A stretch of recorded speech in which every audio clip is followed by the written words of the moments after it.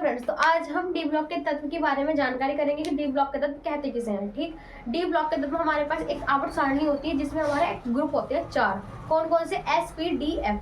S और P जो पढ़ा जाता है वो फर्स्ट में पढ़ा जाता है, डी और एफ किसमें पढ़ा जाता है? इंटर में। तो हम उसमें डी ब्लॉक के तत्व की जानकारी करेंगे कि डी ब्लॉक के तत्व कहते किसे हैं। ठीक, 31 से लेकर के 30 तक के इलेक्ट्रॉन विन्यास निकालेंगे सबसे पहले, और उसमें ऑर्बिटल भरना सीखेंगे जैसे कि मैंने आपको कल सिखाए थे। ठीक, अब ऑर्बिटल कैसे भरेंगे? आपके पास क्या दे रखा है? 3d1 यानी 4s2। ठीक, लास्ट के बताया मैंने आपको, उससे पहले का कुछ नहीं बताया क्योंकि मैंने कल बता दिया था। तो क्या है? 3d यानी कि डी ब्लॉक दे रखा था। हमारे पास इलेक्ट्रॉन कितने हैं इसमें? ऑर्बिटल में 1। तो हम कितना भरेंगे? 1। इसमें कितने हैं? 2। तो कैसे भरेंगे? 2। ठीक, ऐसे ही भरते चले जाएंगे। जैसे 2 है, 1 2 1 2। ठीक, 1 2 3 1 2 1 2 3 4 5। ठीक, और इसमें कितना दे रखा है? 8। अब आप देखोगे हमारे पास जो क्रोमीनियम है यानी कि Cr, वो अपसक्षण है यानी अपवाद है। और जो आपके पास अपवाद है उसके जो ऑर्बिटल भरे जाएंगे वो इस तरीके से भरे जाएंगे। ठीक, क्यों? क्योंकि अपना एक इलेक्ट्रॉन ये किसे दे देता है? डी ऑर्बिटल को दे देता है। अगर हम इसकी देखें तो रियल में कैसे बन रही है? 5d4 और ये कितना बन रहा है? 4s2, है ना। तो हमारे पास इसमें कितनी कक्षक बनी? 5। कितनी बनी? 5। 1 2 3 4 5। और इसमें कितनी बन गई? 2। इलेक्ट्रॉन कैसे?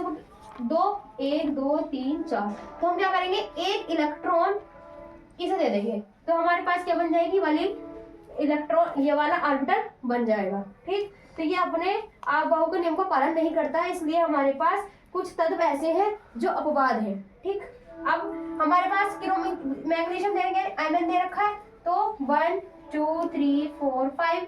इसमें कितने? 1 2 3 4 5 6 1 2 1 2 3 4 5 6 7 1 2 1 2 3 4 5 6 7 8 1 2 1 2 3 4 5 6 7 8।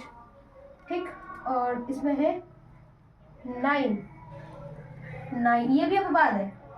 ठीक, कॉपर, हमारे पास कॉपर भी है, इसका भी सेम यही काम है। क्या करेगा? अपना इलेक्ट्रॉन इसे दे देगा, तो ये कितने हो जाएंगे? यहाँ पूरे हो जाएंगे 10। और यहाँ इलेक्ट्रॉन कितना आ जाएगा? 1।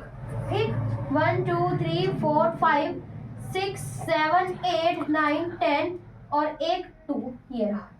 यानी कि हमारे इस तरीके से ये ऑर्बिटल भरे जाएंगे। ठीक, अब ध्यान रखिएगा हमारे पास जो ऑर्बिटल यानी कि डी ब्लॉक में है। ठीक, डी ब्लॉक में क्या है? ऑर्बिटल जो है जो खाली है, क्या है? खाली। ठीक, तो वो क्या होगा हमारे पास? इसे बोलेंगे हम संक्रमण तत्व। और हमारे पास जो भरे होंगे उसे बोलेंगे, क्या बोलेंगे? उसका हमारे पास युग्मित है, यानी कि इसको क्या बोलेंगे हम? ये क्या है? अयुग्मित। अयुग्मित क्यों? क्योंकि हमारे पास ये खाली है। और इसे हम अस्थायी भी बोलते हैं। क्या बोलते हैं? अस्थायी। ठीक, तो ये बार हमारा क्या होगा? स्थायी। क्या होगा? स्थायी। ठीक, और ये क्यों? क्योंकि इसमें ऑर्बिटल में एक एक इलेक्ट्रॉन पूर्ण है। ठीक, यहाँ भी क्या है? पूर्ण है। क्या है? पूर्ण। स्थायी। युग्मित, ये क्या है? युग्मित। ठीक, अब हम आपसे अगर पूछा जाए कि संक्रमण तत्व कौन से है या कौन से नहीं है, तो आप क्या बताओगे? ये बताओगे। लेकिन जो Zn दे रखा है ये हमारे पास संक्रमण तत्व नहीं है। क्यों? क्योंकि ये अलग है। ठीक, तो Zn और Hg और एक हमारे पास होता है Cd।